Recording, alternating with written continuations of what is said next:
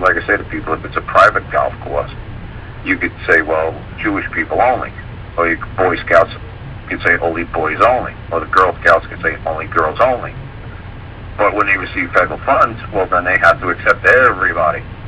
Along these lines, could we jump off to the secession movement in Texas, and rumored about various other states? Oh, we're gonna secede. We're gonna be, the Lone Star State. We'll just use Texas as an example. Yeah. What happens if they pull that off, and the feds say, okay, well, no more food stamps, no more interstates, no more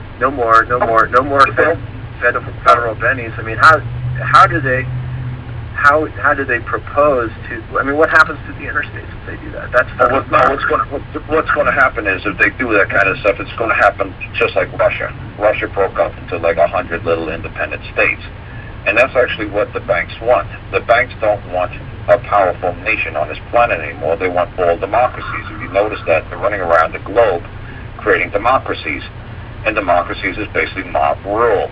So obviously, if you are creating a society where 51% of the people are living on welfare, on food stamps, who are they going to vote for? They're going to vote for Chavez. They're going to vote for the guy who gives them $600 a month without going to work, a free house, and food stamps, and 10 cents gasoline.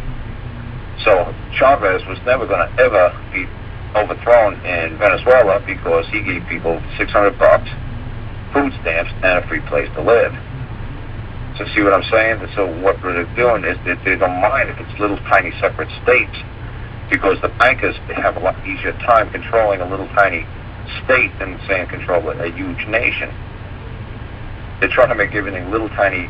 They don't want any more great big huge standing armies. They would rather have like the UN be the world. Microstates, mini-states. Yeah. Right. I agree. So yeah, I agree. Right. I think you're right. Yeah, that's right. So instead of having a huge, so there's not a huge Russian army anymore of 1 million men, because there's now 100 states there in Russia. So now maybe each state has 1 million men army. So seceding states will be worse off than they were before. Oh yeah, they will be more easily manipulated. Right. In which case, somebody might make an argument that Lincoln was right. That he was right to do what he did, and he was right to mobilize forces